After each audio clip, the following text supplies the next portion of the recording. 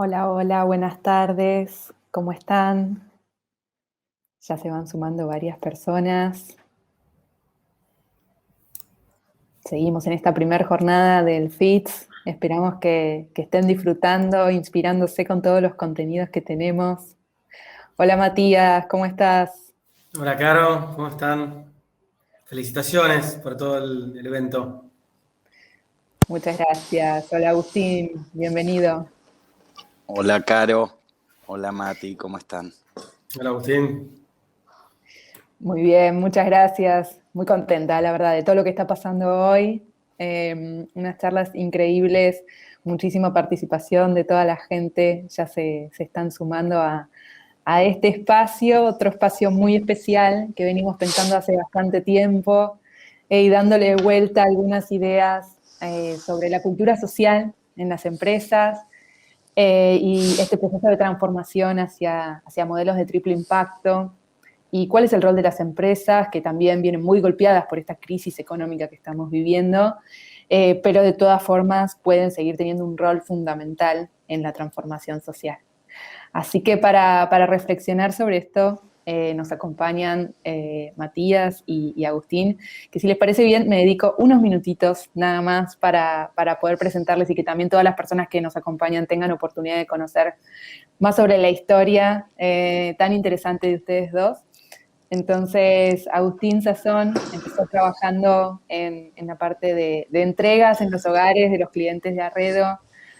Pasó por roles de carga, descarga de camiones en los centros de distribuciones. Nos contó que también tomó inventario de forma manual.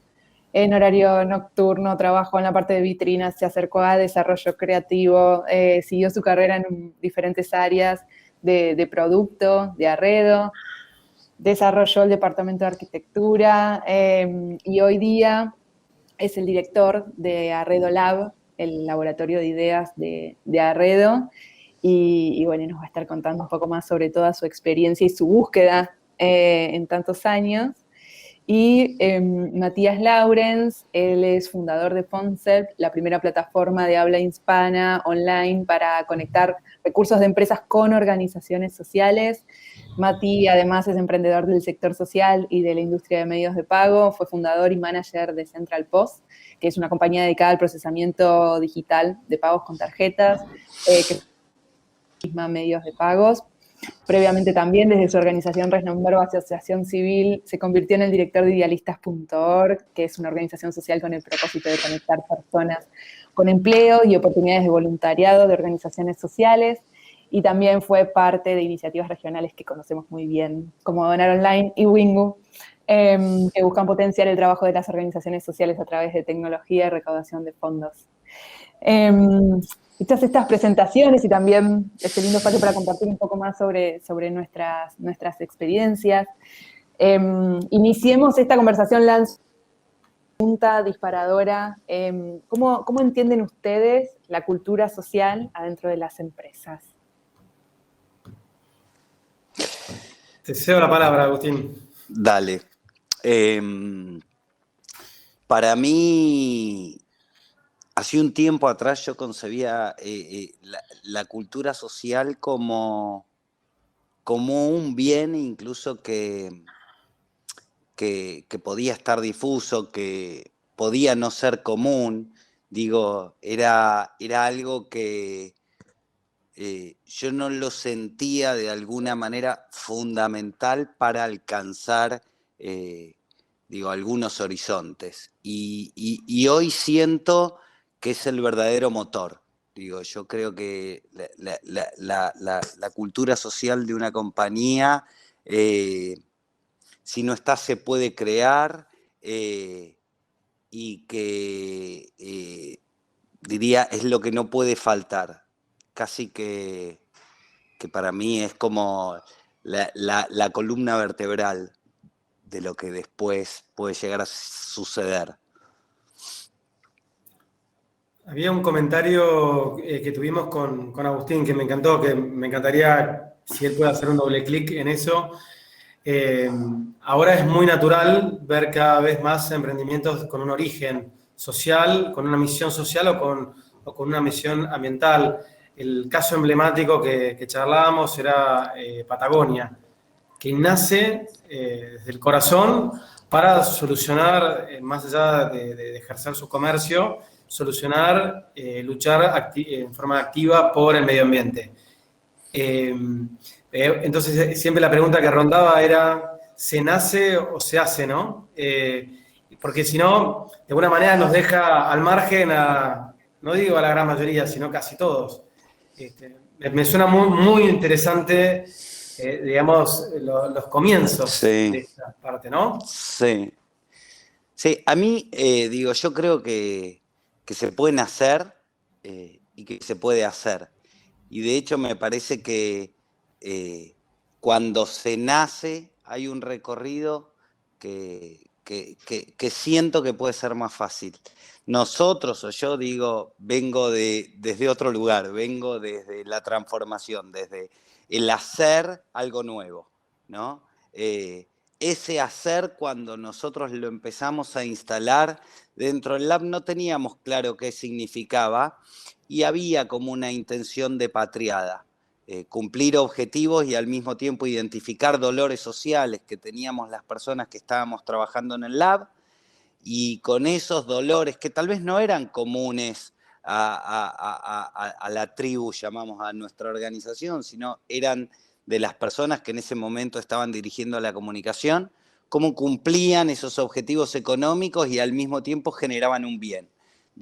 Un bien ambiental, un bien social, sin que nadie se lo exija. Y así avanzamos un montón. Ahora Perdón, viene la Agustín, pregunta que vos... una aclaración para la gente que quizá no conoce, porque hay gente de Dale. otros países. Digamos, te dijo, Arredo, hoy son 700 personas, pero podés contar un poquito porque Dale. no cualquier compañía culturalmente puede hacer esos cambios, poner un lab, ¿no? Dale, está bueno, Mati, ayúdame a organizar esto porque la característica que tengo yo es el ser desprolijo. Innovación. Arredo, y políticamente incorrecto. Arredo es una empresa familiar, sí. Somos 5 socios, de los cuales la fundó mi padre y 5 hermanos. Uno de mis hermanos hoy es el CEO. Y yo, por alguna razón, en esta familia y en la empresa, siempre fui, te diría que tal vez el más anárquico, el que por alguna razón lo que me venía establecido de por sí como sistema válido me dejaba muy incómodo, ¿no? En esta familia siempre tuve ese lugar más punk y así fue mi formación en Arredo. En un momento... por eso me causaba gracia, Carolina, porque yo empecé cargando sillones y terminé dirigiendo un laboratorio, pero me parece que tiene que ver con esto, porque mi vida fue acá adentro y yo trabajaba en esta compañía con inquietudes sociales y medioambientales que no veían un respaldo en mi día a día laboral. La llevaba por fuera del negocio. Entraba a trabajar 8 horas, salía de ahí y cumplía mi rol, mi responsabilidad o mis necesidades como ciudadano. Y hubo un momento donde me di cuenta hace muchos años que, sin que nadie se dé cuenta, adentro de este proyecto, podía cumplir esos objetivos que me eran exigidos durante las 8 horas de mi trabajo y que al mismo tiempo esos objetivos podían ir en un sentido que tenían mucha empatía con los que eran mis 8 horas cuando yo salía del trabajo y quién era Agustín interactuando como individuo. Entonces ahí se empezó a fusionar esta cosa muy loca que es lo que trajo la revolución industrial de vivimos 8 horas, trabajamos 8 horas y dormimos 8 horas, ¿no? Y yo ahí encontré una fusión entre vida y trabajo donde de alguna manera utilicé, si se quiere, de forma media ilegal, sin diálogo previo, esas herramientas que eran la comunicación, que era el sector que yo dirigía en ese momento, para transformar socialmente. Obviamente siempre estaban esos KPIs, esos objetivos que había que alcanzar numéricos, pero empecé a comprobar que esos objetivos se podían alcanzar de otra manera. Y que si yo tenía que generar una acción de impacto de marca, podía construir desde un lugar o deconstruir, dependiendo lo que vayamos creando. Entonces, esta empresa, digo yo, en particular, empecé a recorrer ese camino y sinceramente, digo, no pedí muchas autorizaciones porque estaba siendo medido en un sentido y a ese sentido respondía. Pero despacito empecé a poder demostrar que yo llegaba de una manera particular y que podía haber llegado de la otra, y sin embargo llegaba de una manera particular y así crecimos mucho y así el proyecto empezó a entender una manera distinta de hacer las cosas. Es lo que nosotros llamamos un poco más responsable, digo. Ahí es cuando te digo, bueno, como empresa tenemos que ser responsables. Ya no es una decisión, digo, del empresariado ser responsable. Yo digo que ya no lo puede decidir. Digo, si te gusta, buenísimo, Claro, y si se no te te viene gusta, encima el mercado, exacto. la fuerza laboral.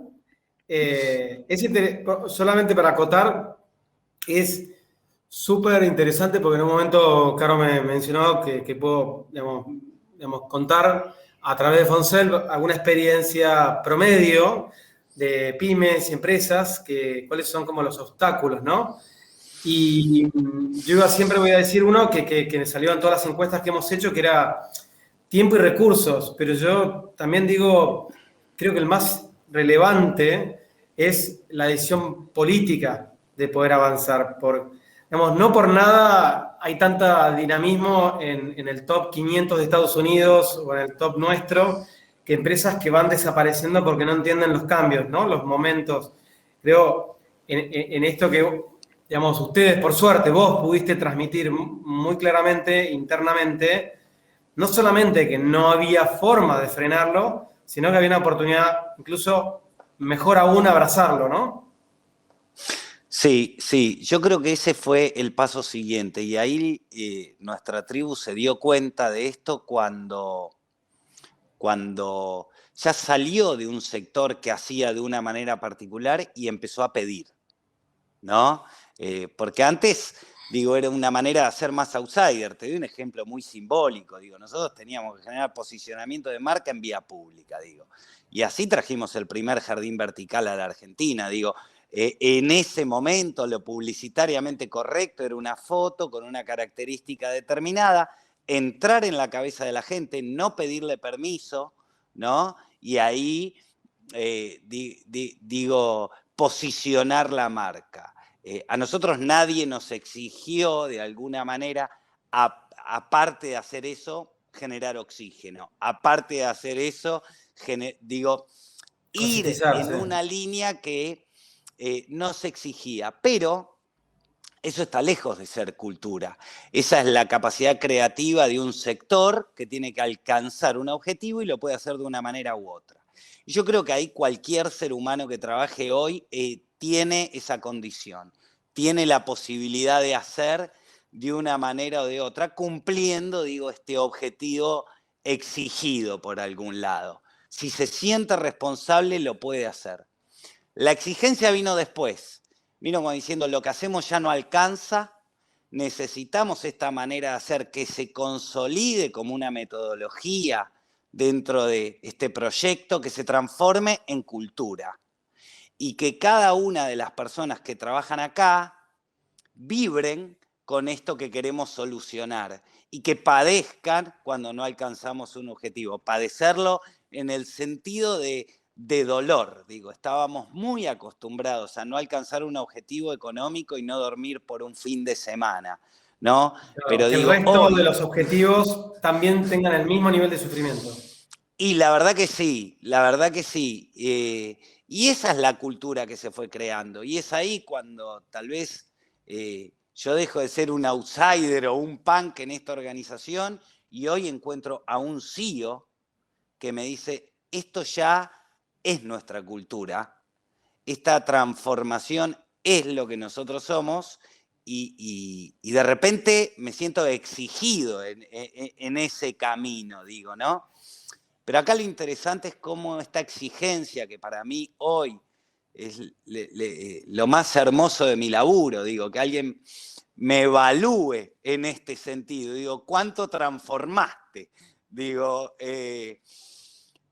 lo fuimos a buscar desde el laboratorio. Generamos primero esa necesidad en el otro que después vuelve como un pedido muy concreto, ¿no? Porque ahí es cuando vienen los recursos, ahí es cuando digo mi tiempo para crear esa cosa distinta, no es cuando tengo tiempo mientras hago lo otro, digo, porque en un momento laburaba así, yo me acuerdo que era mucho tiempo creando algo que tenía que responder a un resultado económico o en unidades o de markups o de audiencias, y cuando tenía tiempo intentaba meterle en el subte o cuando caminaba esta idea que le dé esta forma, te diría que más consciente. Hoy, que es cultura, casi que mi trabajo es ese, digo, la empresa toda tiene ese tiempo, por así decirlo, ¿no?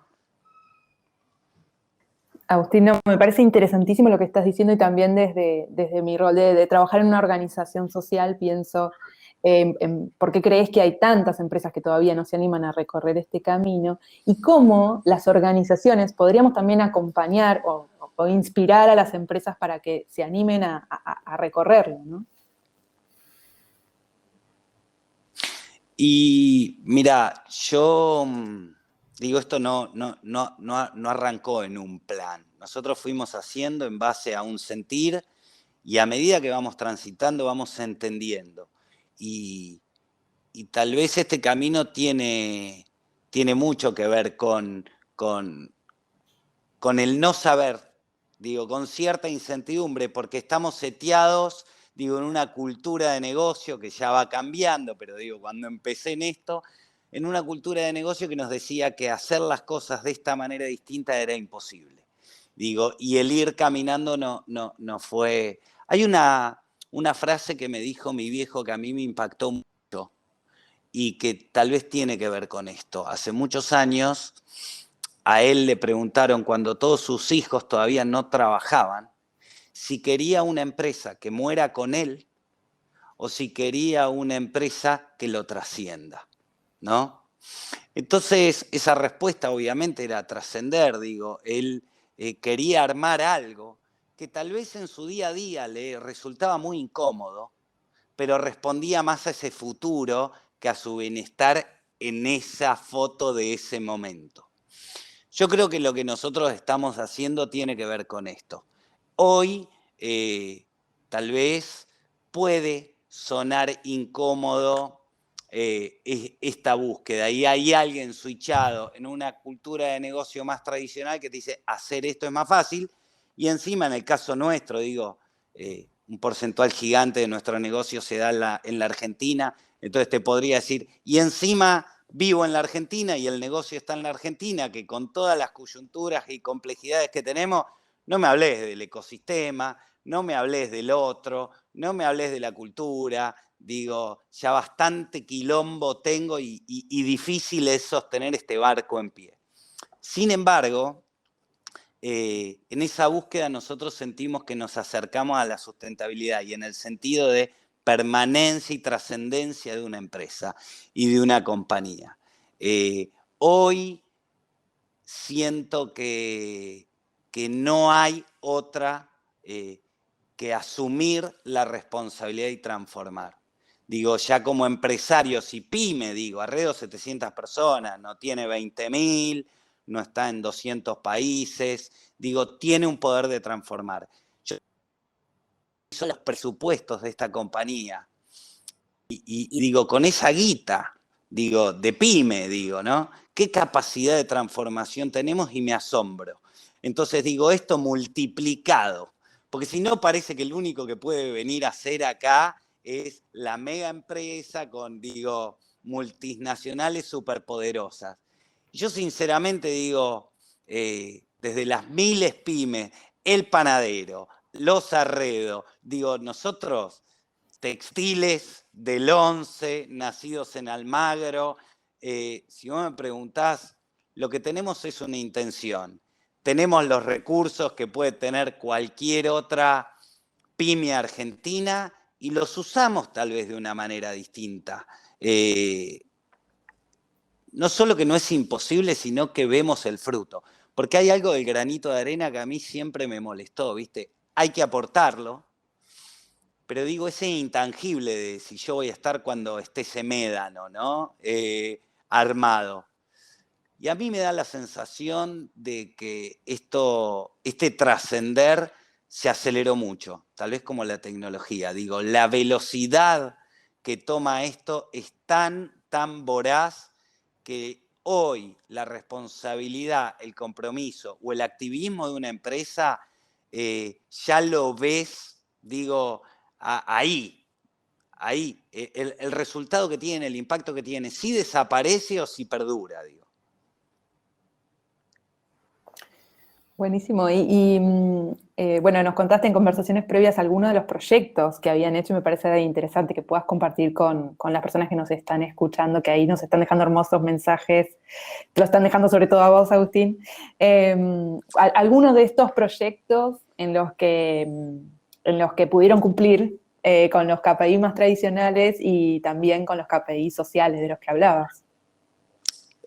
Mira, si querés, el primero, no sé si es el más trascendental, pero a mí me enseñó un montón. Yo dirigiendo el área de comunicación, la realidad es que tenía que vender sábanas, acolchados y frazadas en un momento determinado. Y me decían, bueno, a Arredo nos asocian mucho con determinados productos y no con otros, hay que, digo, mostrarnos. Al mismo tiempo, nuestros productos, digo, están en un momento muy íntimo con las personas.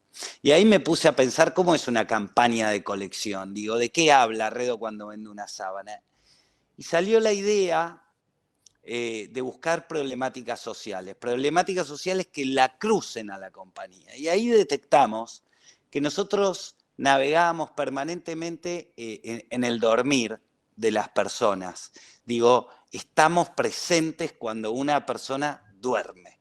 Digo, el momento te diría que más íntimo que puede tener. Y sin embargo, a pesar de estar ahí, digo, el dormir está desvalorizado socialmente, culturalmente, digo. De nuevo, para citar la revolución industrial es trabajar, vivir y dormir. Digo, 8 horas para dormir. Sí, Dormir dormiré cuando esté muerto. Sí, está considerado una pérdida de tiempo. Digo, el dormir es no hacer. Digo, se nos va la vida. Sin embargo, digo, una persona duerme el 33% de su vida. Digo, como para que lo tengamos tan ninguneado al dormir. Y ahí vino un proyecto que se llamaba Proyecto Dormir, que lo que decía era mostrar nuestros productos, contarle a los usuarios lo que vendemos, pero al mismo tiempo resignificar el dormir, porque me compre o no me compre, esa persona va a dormir 33% de su vida y lo puede hacer de una manera o de otra. Y ya no hablo del producto que utiliza, sino la intención con la cual se va a dormir y cuál es el potencial que ese ser le puede sacar al dormir. Digo, nuestro potencial especie está en el dormir. Digo, cuando entramos en ese REM, si focalizamos y si aprendemos a usarlo, digo, podemos resolver grandes problemas nuestros. Digo, entonces esta campaña vino a poner el dormir ahí. En esta campaña usamos una lógica distinta, donde históricamente, digo, Arredo, esto fue hace 6, 7 años, digo, tenía modelos. El modelo, la familia. Y sin embargo, digo, Arredo en ese momento dijo, nosotros tenemos que juntarnos con la ciencia. Ya no es una modelo arriba de una cama durmiendo, digo, es Golombek o un científico hablando de qué significa esto que estamos diciendo, ¿no? Y el tipo de la voz de Arredo, digo, ¿no? Y la búsqueda era esa. Después de eso, digo, hubo gran cambio cultural. Imagínate que lanzamos el dormir hacia afuera y adentro nos empezó a interpelar eso que estábamos haciendo, porque hay algo clave, que es, tenés que ser consecuente, digo, no hay otra. No concibo decir una cosa y hacer otra adentro del proyecto, porque si no, no funciona, digo, hay un momento donde aparece la pared y hasta ahí llegó. Nosotros hablábamos mucho del dormir y tuvimos que cambiar nuestra política de sueño interna. Y mientras decíamos a la gente que duerma, tuvimos que poner siestarios adentro, porque llegamos a la conclusión científica, digo, de que una persona si duerme 20 minutos dentro de su día laboral, piensa mejor. Entonces ahí ya arranqué, me encontraba con alguien de un área que me decía, ¿en serio la gente tiene que dormir la siesta acá adentro? Y sí, porque descubrimos esto. No es un capricho. A ver, ¿cuáles son tus objetivos? Dormamos la siesta entonces. El camino para llegar es otro. Digo, esa es una, por ejemplo, de las campañas. Y después nos dimos cuenta que en la calle hay mucha espera. Nosotros teníamos tiendas con gente que vive en la ciudad, por ejemplo, de Buenos Aires, en la calle Florida, y que tiene mucho tiempo de su vida puesto en la calle esperando a ser atendido, esperando a entrar a trabajar, esperando a lo que fuese, esperando a que el otro salga. Entonces ahí surgió, bueno, digo, esta gente cuando está esperando, calculamos cuánto esperaba un ser humano sobre la avenida Florida, digo, porque parece que todos están haciendo algo, pero hay un volumen enorme que está esperando. Digo, que está esperando que algo suceda, digo, de algún lugar o de otro. Y ahí trasladamos siestarios a las tiendas físicas. Digo, entonces nuestra tienda física, entendiendo su rol, si querés, contributivo a la comunidad que lo rodea, porque básicamente ponemos una tienda ahí que es un elefante grande, y digo, ¿y qué hacemos en el barrio, no? Incluso si el portero de enfrente que no nos compra nuestro producto utiliza la tienda, digo, es el sentido de... Porque al fin de cuentas se trata de eso. Y armamos siestarios en las tiendas. Por ejemplo, ahora no, proceso pandémico, no podemos hacer la siesta en esos espacios, tendremos que buscar otros, pero digo, llegamos a tener siestarios para 150 personas que esperaban y en ese momento descansaban. Y dormían, y soñaban, y entraban en un REM, y salían, y después se encontraban con fulanita, menganita. Digo, es cómo hacer esto, ¿no? Totalmente. No, más que después interesante. hay otras, pero no sé si querés que ondee en otra o querés pasar de... ¿Qué se te ocurre? Hay un montón, a mí me estuvieron contando más, pero iba a preguntarle también a Mati que nos cuente un poco sobre Fonselt y cómo busca ayudar también en pos de esto, ¿no? De acercar a las empresas a que puedan estar más cerca de cumplir con el concepto de triple impacto que hablábamos al principio. Sí, y gracias. También lo uno con el comentario inicial de Agustín, que es no solamente contar la realidad de la situación actual de lo que es, sino sobre todo ponernos como objetivo del potencial que tiene. Creo que Agustín eso remarcó de lo que puede hacer una empresa mediana, yo no diría, no es una multinacional, pero tiene su tamaño, y el sinnúmero de ideas que Agustín va a seguir contando, que no son ni tradicionales, porque no las considero tradicionales, muy creativas, que no afectan al negocio, sino que lo potencian. Y lo que puedo, digamos, comentar es, por un lado, nosotros al crear Fonselt lo hacemos con una hipótesis de el potencial que tendría nuestra comunidad, las organizaciones sociales, estando en una sociedad en donde la mayor parte de las pymes y medianas y grandes empresas están involucradas socialmente hablando o ambientalmente hablando. Eso no sucede. Todavía no sucede. En parte hicimos encuestas en Estados Unidos y en Argentina y teníamos increíblemente un denominador común, que son como los obstáculos que impiden que empresas como la de Agustín puedan avanzar a pesar de... Yo creo que Agustín lo que se nota a la legua es que había una impronta política muy fuerte y creo que es uno de los factores más importantes. Pero después puedo agregar que hay obstáculos del estilo, sobre todo por ahí en las pymes, que no hay elementos de recursos internos que tengan dedicación en la empresa. Una empresa de 10 personas, quizás está el dueño y no hay una persona que pueda liderar estos temas. Y cuando hablamos del dueño, quizá el factor faltante es el tiempo. O sea, no, en ninguno de los casos de Estados Unidos y Argentina, la limitante fue el tema económico, de no poder dar porque hay un tema económico en la empresa. Porque siempre lo que es por ahí una mala racha para una empresa es abundancia para una ONG, digamos, o para un comedor comunitario. Entonces, todo es relativo y un poco con esa mirada de destapar las oportunidades que hay masivas, de que pymes se conecten, es que creamos Foncel para generar esas alianzas que están offline. O sea, cuando una pyme, una empresa se quiere conectar con el sector social, la verdad es que no sale a las redes sociales a comunicar quién quiere trabajar conmigo, ¿no? Entonces, creamos Foncel para generar canales privados, B2B, como se le dice en la jerga, que permite conectar las ganas de colaborar de una compañía como la Agustín o de un estudio contable o de un estudio de abogados, etcétera, que pueda canalizar ayuda.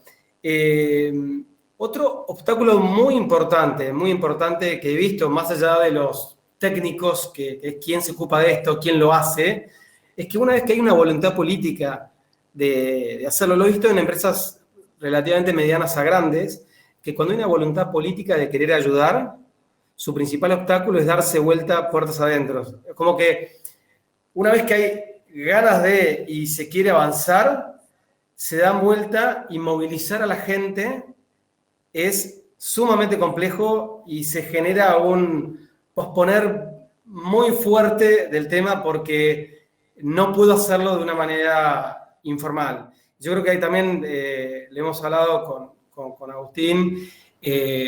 Me parece muy importante contar la experiencia de él, porque creo que por ahí va la solución, de no plantearlo como uno se pensaría que es hacer un gran plan o un mega plan, sino aprender haciendo. Porque por otro lado, en este rubro no hay gran experiencia o mejores prácticas a copiar. No todos tenemos que hacer lo mismo. Hay 17 ODS, Objetivos de Desarrollo Sostenible, 160 metas, o sea, hay un montón de cosas por hacer en todos los rubros. Entonces, creo que bueno, lo dejo a Agustín para que desarrolle un poco esto de cómo aprendieron haciendo o no, o se capacitaron en algún lado y empezaron a hacer, ¿no? ¿Cómo sería? No, a ver, nosotros tenemos, tal vez, digo, una particularidad, digo, inventamos un formato que lo llamamos por abajo de la mesa. El por abajo de la mesa sostenía lo siguiente, sostenía un grupo de dueños que tenía confianza en alguien, en un sentido, y le decía hace muchos años atrás, mira, yo entiendo toda tu impronta y entiendo de lo que me decís, la responsabilidad que tenemos como esto. Pero hay determinadas conversaciones que en este momento, como está la situación, porque la situación siempre está de una manera, o porque hay una problemática, o porque es la oportunidad de crecer. Entonces digo, la falta de tiempo se da permanentemente, o porque nos va muy bien y no hay que perder la oportunidad, así que ahora enfoquémonos en esto, o porque nos va muy mal, así que hay que sostenerse con vida. Digo, nunca hay tiempo para pensar esta nueva cultura, esta nueva manera de hacer, digo, ¿no? Entonces ahí se inventó el por abajo de la mesa, es decir, mucha confianza en un equipo y decía, ustedes analicen el riesgo de lo que quieren transformar y de lo que quieren hacer. Y en base a su propia conclusión del riesgo, vayan haciendo despacio y van entendiendo de qué se trata el camino, ¿no?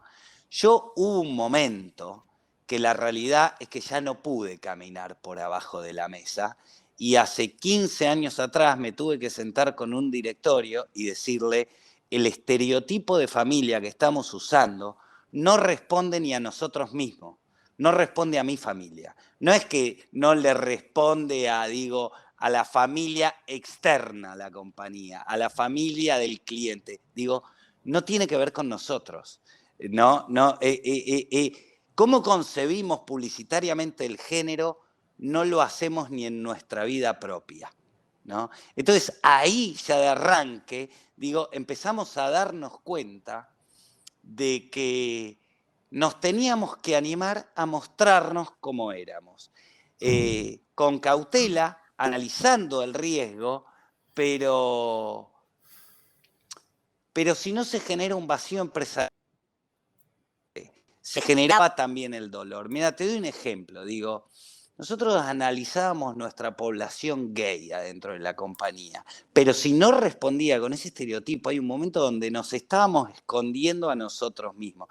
Entonces, sinceramente acá no hay una búsqueda de grandes problemáticas en el afuera, acá hay un observarse como empresario y decir, ¿cómo voy en este camino? ¿Y cómo logro que mis seguidores, mis clientes y el entorno, de alguna manera, me empiece a conocer, incluso asumiendo algún pequeño riesgo, que es, ahora que te conozco bien y que sé que sos gay, no me gusta.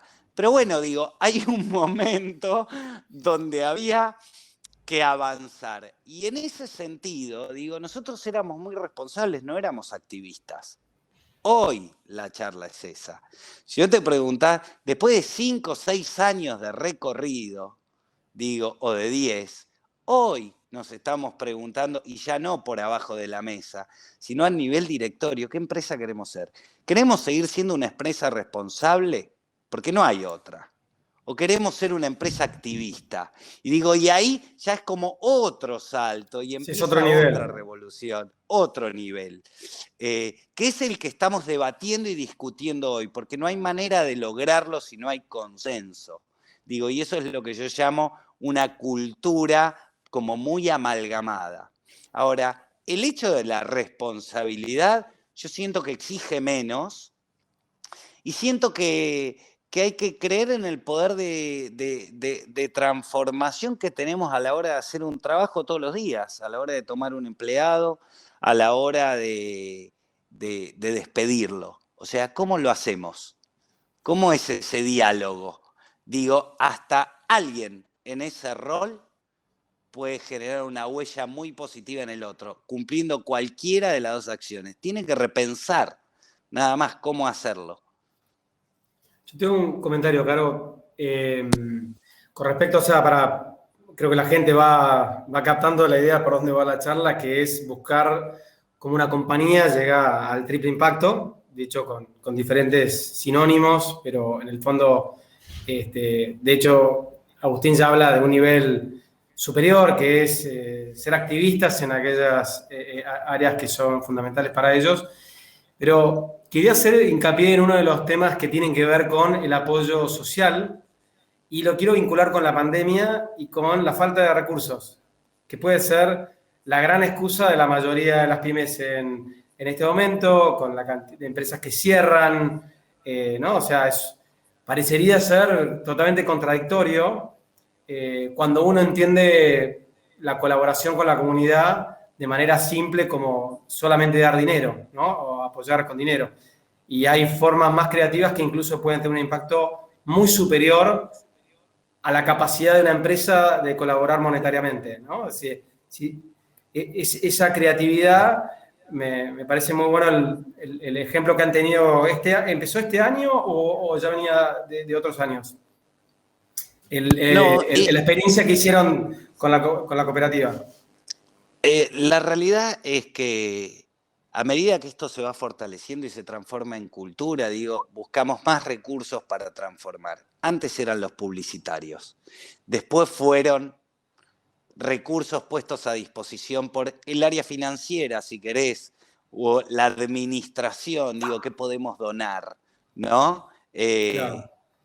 Y en esa búsqueda, digo, encontramos que tal vez nuestro área de producto y de producción tenía mucho para dar. Y te doy un ejemplo con Mediapila, digo, cuando nos ponemos a trabajar con Mediapila, desde ya que estaba el comprarles producto y venderlo, y que sea negocio para después comprarle más. Exacto, Y ese eso es el que punto. sea una bola incremental. Pero digo, ¿cómo un área de producción construye con esa organización? Optimizándole los tiempos de corte. Y ahí ya le estás dando una capacitación que en realidad trasciende a la compra del producto, porque estas organizaciones, al interactuar como una empresa, empiezan a pensar un poquito también con esa cara más empresarial y potencian, digo, te diría que una pata que no responde a la social, pero sí la tienen que fortalecer para poder vincularse con estos privados que van en este sentido y así amplificar, digo, entonces, por ejemplo, nosotros podemos acompañar a alguien comprándole algo, que sería una erogación de dinero, o podemos acompañar a alguien dándole muchos recursos para optimizar, de alguna manera, lo que hoy ya está haciendo. Cómo corta, cómo cose, cómo se trabaja. Digo, podemos llegar a ver problemáticas muy básicas para lo que es una empresa que se dedica a esto, pero que cambian sustancialmente, digo, a la organización que recibe este contenido, esta información, este acompañamiento. Digo, porque si no, alguien de producto te va a decir esto. Que pasó en esta empresa también. Digo, a mí me encantan estas organizaciones, yo les quiero comprar producto, venderlo, marcarlo muy bajo para, digo, no Muy bien. restarle a eso y que rote, pero cada vez que le pido algo, digo, es un quilombo, la orden de compra viene muy mal, me entregan como quieren, digo. Entonces yo desde el área de producto, que tengo que abastecer a esta compañía, digo, me encantan las organizaciones, pero ¿cómo hago para que tome volumen en esta empresa? Entonces la gran pregunta viene ahí y digo, y tal vez no le tenés que comprar. Tal vez te tenés que instalar en la organización y les tenés que transmitir todo tu expertise. Y tal vez el año que viene está preparada para venderte en ese volumen. Hoy enseñale a coser. Hoy enseñale, que no es el caso de Mediapila porque Claro, cosen claro. muy bien, ¿no? Y desde ya, y que hacen unos productos increíbles. Pero digo, anda al problema. Si no pensás vincularte con una acción que transforma con el paradigma histórico del negocio, que es tiempos, Sí. rentabilidad y unidades. Y tenés que ponerle otros KPIs ahí, pues si lo medís desde el tiempo, la rentabilidad y las unidades, y no vas a transformar nada. Te hago una acotación cortita, que es lo que acabas de decir es fundamental y lo veo también como otro obstáculo para el desarrollo de las compras de triple impacto. Cuando las compañías deciden por ahí políticamente que quieren avanzar con el tema, pero no les cuesta muchísimo analizar el proceso, el recorrido que tiene que hacer esa ONG o esa empresa social para ser parte del área, digamos, de proveedor formal de la compañía. Desde darte de alta en un sistema tipo SAP, cumplimentar la cantidad de cosas que te exige la compañía y los deja, un poco los deja de lado, ¿no? Entonces, es, digamos, otro obstáculo que está al medio, que bueno, la solución es un poco lo que vos decís, no puedes solamente decidir que vas a avanzar con las compras, tenés que ver todos los procesos internos. De hecho, por ahí hemos tenido conversaciones con la gente de SAP y ellos mismos plantean las compras de impacto y están viendo de qué manera hacer las modificaciones internas que sean necesarias para que no tengan que pasar por los mismos procesos burocráticos, porque no tienen las espaldas para todas esas exigencias que se le exige por ahí a un proveedor de similares características. Así que un punto Total. muy importante para las empresas, ¿no? Y eso también te habla del poder de cada sector dentro de una empresa, porque lo primero que aparece es, bueno, el poder de transformación, digo, lo tiene el área creativa. Y yo trabajo en administración, entonces digo, de esto no me preocupo porque vengo... Y digo, hoy en cualquier sector, digo, el área de administración nuestra, cuando nos empezó a escuchar hablar, dijo, automáticamente yo tengo que armar un sistema de pago a proveedores que diferencie quién es una organización, quién es una pyme y quién es Unilever. Porque si en mi política de pago dice 60 días de tal manera y unifica todo, digo, ya no soy consecuente con lo que estos tipos están diciendo Exacto. dentro del laboratorio. Entonces, ¿cómo alguien de administración siente que no puede hacer nada, pero desarrollando un sistema de pago diferencial, entendiendo quién es el otro, digo, hace un montón, ¿no? Hace un montón, porque si no un comprador te dice, si una fundación no me da 60 días, 90 días, o el sistema que la empresa tenga, digo, ya queda descalificada. Y me parece que ahí es donde tiene que estar muy fuerte la cultura para que deje de ser un mensaje publicitario, digo, y se transforme en una acción. A eso le decimos nosotros, yo no sé si esto, porque yo no soy... llama así o no, pero digo, el concepto de rentabilidad integral.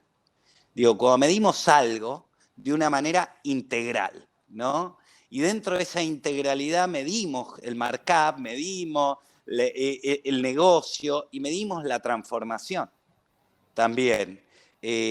Cada sector tiene esa oportunidad de ser integral, digo, y de tener te diría que foco. Hay muchas cosas que transforman un montón, que yo siento que están al lado nuestro y no las vemos. Tenemos dificultades incluso para observar. Hay veces que miramos y no observamos, y buscamos la gran idea lejos y tal vez te encontrás con un área de Haití que cambia 200 computadoras por año y que nunca se preguntó qué hace con las computadoras viejas. Y esas computadoras viejas que se van almacenando en un depósito, tal vez terminan siendo 18 escuelas. Y sin embargo, estando tan cerca, hay veces que el running te hace no ver.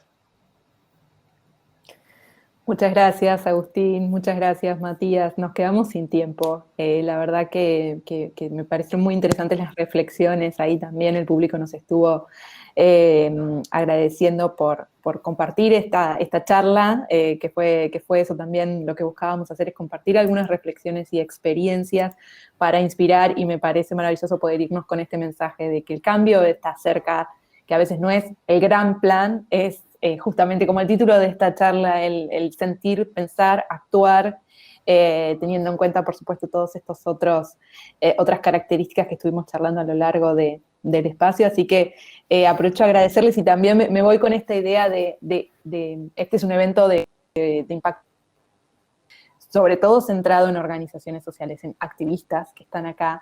Y yo por primera vez estoy escuchando este concepto de que las empresas también pueden ser activistas, así que me parece maravilloso empezar a hablar más y a reflexionar más sobre este rol tan importante que tienen todas las empresas. Les agradezco nuevamente por el tiempo, y los invitamos también a ustedes a que puedan seguir siendo parte de este evento en las charlas que se vienen. Muchísimas gracias. Gracias, Caro. Un abrazo. Gracias, Caro. Gustoso. Gracias, Matías. Chao. Chao. Gracias.